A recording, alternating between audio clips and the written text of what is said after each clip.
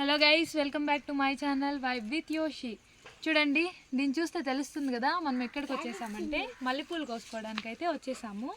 ఇదిగోండి, ఇది మా ఇంటి వెనుక ఉందన్నమాట, మా చేనులో. చూడండి ఎంత బాగున్నాయో, అసలు ఫుల్గా ఉందన్నమాట.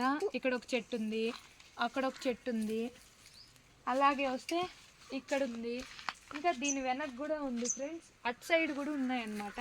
ఒక 5, 3, 4, 5 ఉన్నాయి చెట్లు అయితే ఉన్నాయి. సో చూడండి మల్లెపూలు ఎంత ఫ్రెష్గా ఉన్నాయో. ఇవైతే కోసుకుంటున్నాము దేవునికి అని చెప్పి పెట్టుకోవడానికి, లేదా దేవుడికి.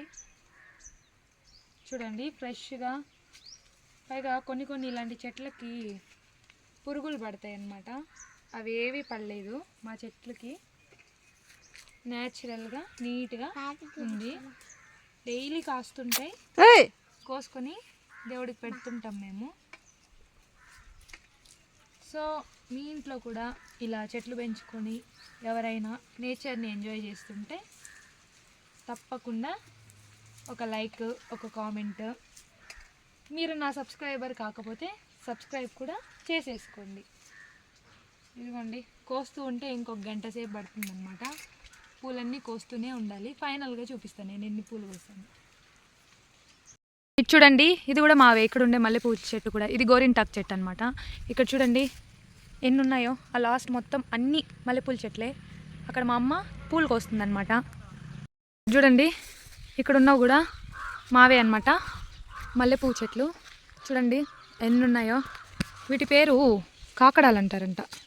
ఇదిగోండి, స్మెల్ తక్కువ వస్తుంది.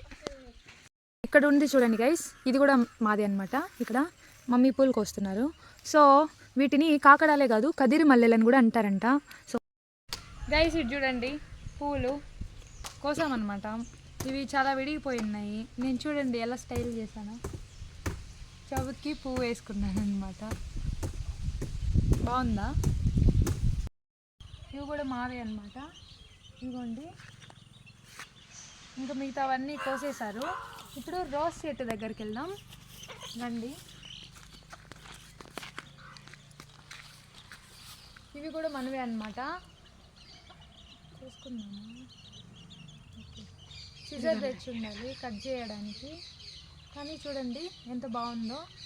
సరే ఉన్నివ్వలేండి, రేపు పెరుక్కుందాం. ఇవి దేవుడికి పెట్టిన తర్వాత అయిపోయాక రోజ్ తీసుకుందాం మనం. చూడండి ఫైనల్గా ఇవి మా పూల చెట్లో కాసిన కాకడాలు అనమాట. నా వీడియో నచ్చితే లైక్ చేయండి, సబ్స్క్రైబ్ చేసుకోవడం మర్చిపోకండి. Thank you.